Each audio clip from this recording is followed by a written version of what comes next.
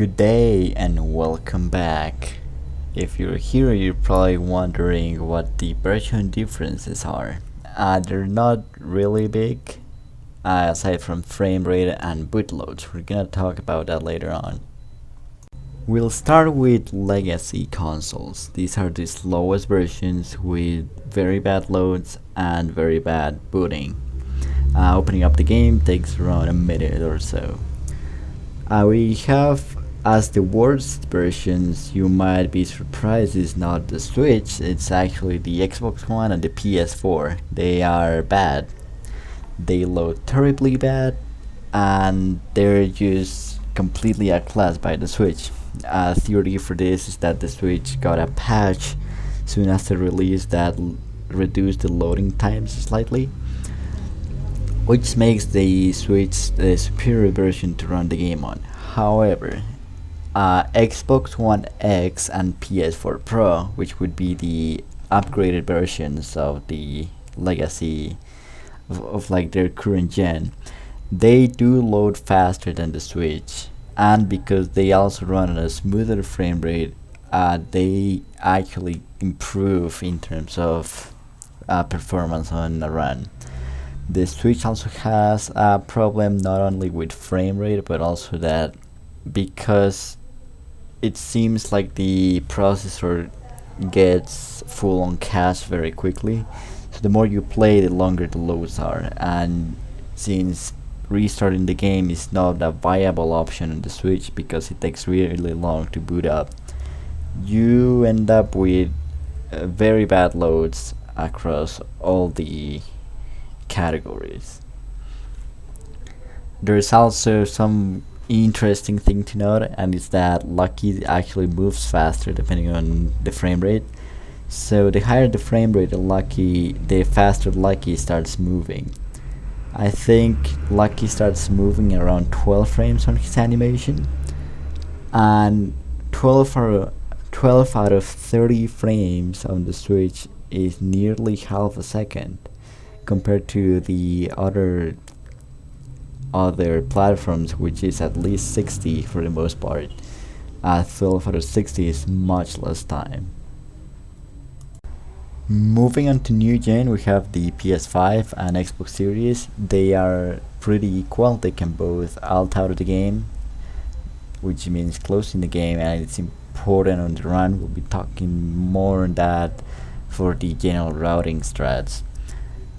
Use Xbox Series has a slight advantage because it can go up to it can run at 120 FPS. 120 FPS is really good.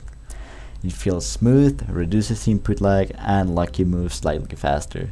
It's not as big as 30 to 60 frames. That the higher the frame rate, the lesser the results are. But that is still an option to consider Xbox Series over PS5. Finally, we have PC.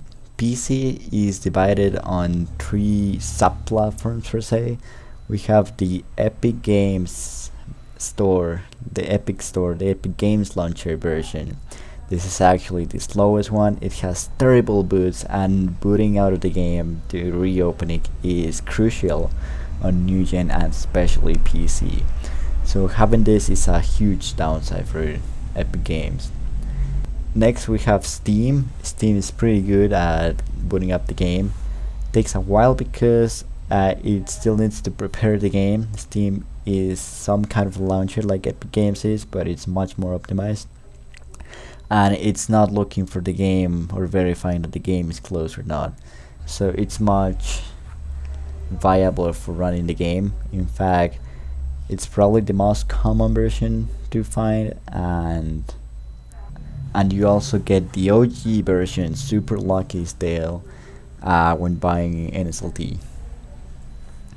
Finally, we have the Microsoft Store version or the Game Pass version. I call it Game Pass because yes, the game is on Game Pass, and yes, you can use your Game Pass to play on Xbox Series or Xbox One. So not only is it technically free depending on your time with Game Pass, but for the Microsoft Store version, you have, I would say, a lot of a lot of upsides. For example, compared to the Steam version, because Epic Games is outclassed. Steam automatically syncs your frame rate with your monitor's frame rate, whereas Microsoft Store does not vsync at all. It does not limit your frame rate, which means it can go as high as your specs are capable of running the game. It's pretty good. And also another thing is that the game does both close and open up quicker. The only problem with this, and the only reason why Microsoft Store might be at an equal level to Epic Games, is that sometimes it gets buggy, and when you open up the game, like after you boot up the game, probably after either closing it or opening it too fast after closing it, you only get the option of new game. And this is actually a bug, because if you close the game and reopen it, you get the option to continue if you had a save file, or if you are actually if you actually go watch the cutscene by clicking new game again. After the cutscene, the intro cutscene finishes, you'll end up on the menu again, and it tells you to continue, which is a bit of time loss, and Microsoft Store is a bit inconsistent on that. There is also that some objects not work properly, probably because the frame rate is too high. For example, there's a key on Harvest Festival that will get stuck jiggling.